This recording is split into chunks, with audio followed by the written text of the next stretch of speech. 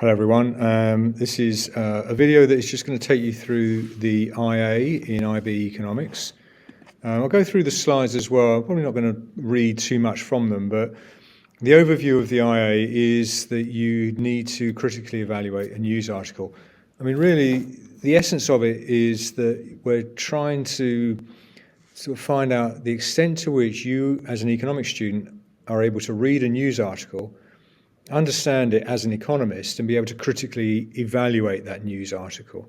Like, it's not a paper one, it's not an essay. It doesn't require a great deal of theory and detail and knowledge. It wants to see whether or not you can actually use your economics.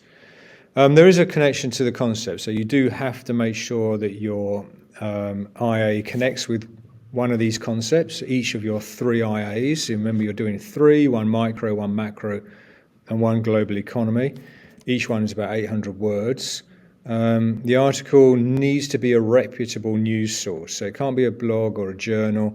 Just gravitate towards the New York Times or the Guardian or the Times in the UK.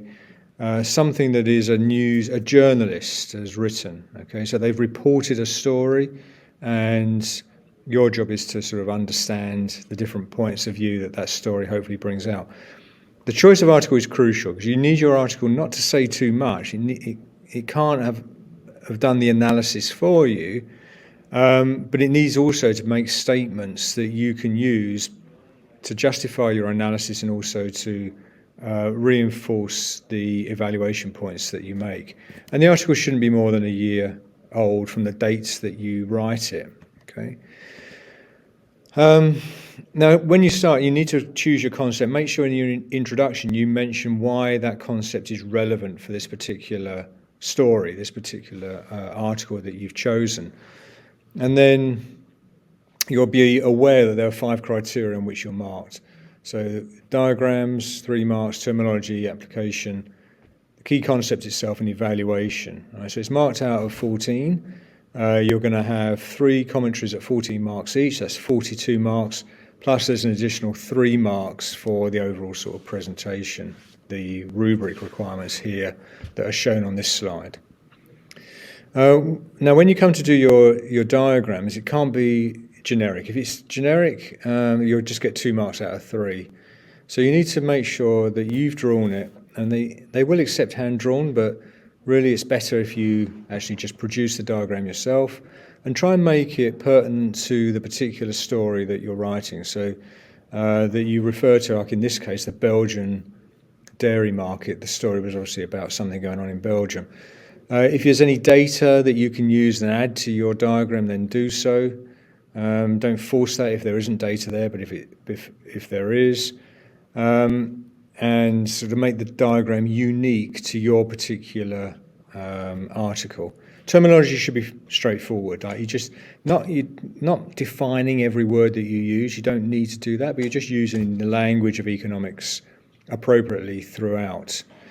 Criterion C is about the analysis. So this is where you use your economics to explain. You bring in your diagram.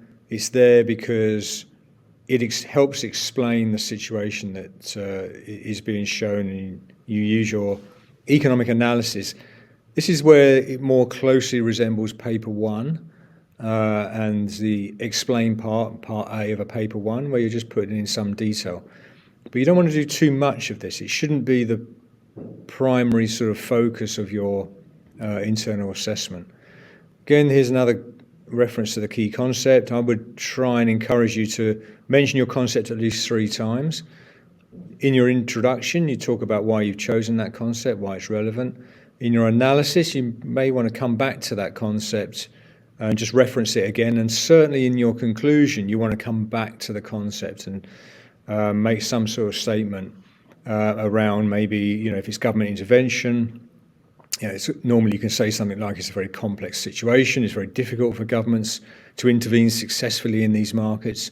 It's not your job to come to a definitive conclusion on anything that the article has said. You're there to provide insights into what the article is talking about.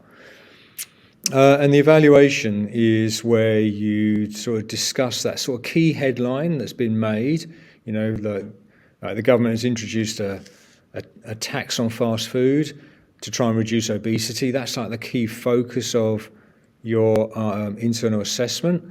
Your evaluation is the extent to which that's going to happen. Like, is it going to be effective, whatever this tax is that the government is introducing?